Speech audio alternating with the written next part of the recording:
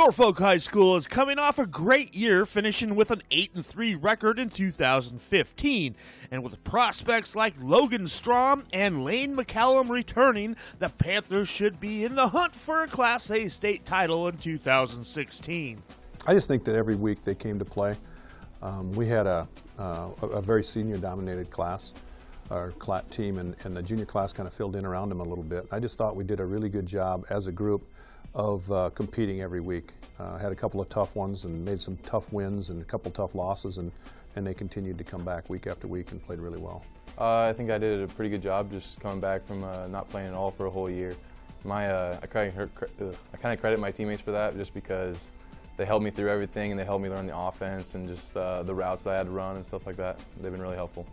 For sure, our team definitely had one of the most successful years in school history. I mean, so you got to give credit to the entire team on trying to do what we needed to do and execute offensively and defensively. I mean, we had a really tough defense, and I mean, they definitely opened some spots up for me for trying to get sacks and trying to get tackles for losses, because they're hauling guys like Josh Taylor just getting double teamed the whole night. And offensively, I mean, we had some really good, like Logan, blockers on the outside that I could find some good gaps. So, I mean, you got to give credit to the other teammates as well.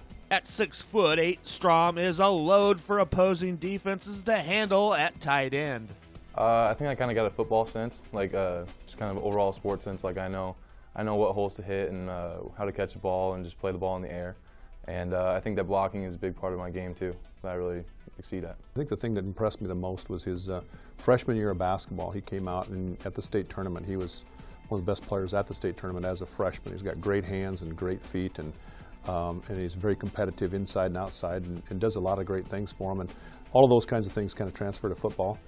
And he sat out his sophomore year of football with a foot injury, got healed up just before the basketball season, his sophomore year, and so he was kind of behind us this year as a junior, learning the offense and learned some of the things. We played him just only on offense, played him at tight end, and as the season progressed, he got better and better and better, more confident, more physical. I think that's one of the things you miss out when you don't continue to play year after year, is the physicality of football. And he got really physical toward the end of the year. We put him in motion a lot so that he could get into some people, and really kind of if you've ever met Logan, I mean, you walk in, you go, wow, that is a very large young man, and handles himself really well physically and emotionally and everything like that. And I just think his future's huge. He can go whatever direction he wants to, basketball, football, both. And I think he can have great success. And Strom is getting plenty of interest from colleges for both football and basketball. Basketball, I got a lot of Summit League schools, Indiana State, Nebraska's talked to me a little bit, and then Boston University, and just some other schools across the country. And then football, I got invited to Wyoming's junior day, and then South Dakota State's junior day, and then South Dakota's talked to me a little bit too. But kind of sticking close regionally for football, and then basketball, I'm kind of expanding my options. Lane McCallum is another multi-sport athlete and might be the state's best kicker next year, but he also plays running back and linebacker for the Panthers. I think I'm pretty agile. I can make quick cuts in my first couple steps.